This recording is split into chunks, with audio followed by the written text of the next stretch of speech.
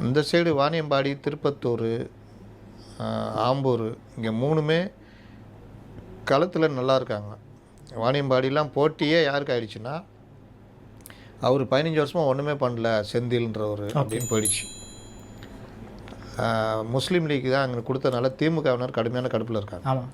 இஸ்லாமியர்கள் ஓட்டு தாவேகா வேட்பாளரும் இஸ்லாமியர் புர்ஹானுதீன் சொல்லிட்டு, அவர் ஏற்கனவே காங்கிரஸில் இருந்து அங்கே நல்லா மரியாதைலாம் உண்டு.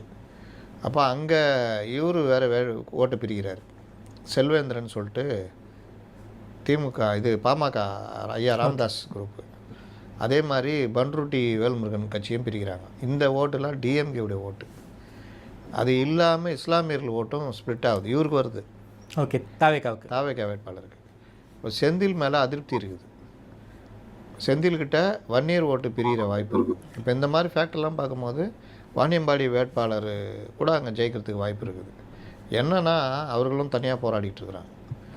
மாவட்ட செயலாளர்கள் ஒத்துழைப்பு இல்லை, எனக்கு என்னென்னு அந்த மாவட்ட செயலாளர் பண்ணுறாரு, மற்றவர்களும் ஒரு இது இல்லை. அப்புறம் எப்படிங்க விஜய் வேட்பாளர் ஜெயிப்பாங்க? இப்போ அங்கே ஒரு தடவை விஜய் திருப்பத்தூர், வேலூர், வாணியம்பாடி இந்த சைடு வந்தார்னா இன்னும் வெற்றி ஸ்பீடப் ஆகும் அப்படின்றாங்க. இவர் போவாரா? அப்போ இந்த மாதிரி இடங்களில் தான் வெற்றி வாய்ப்புகள் இதாக இருக்குது. எக்மோர்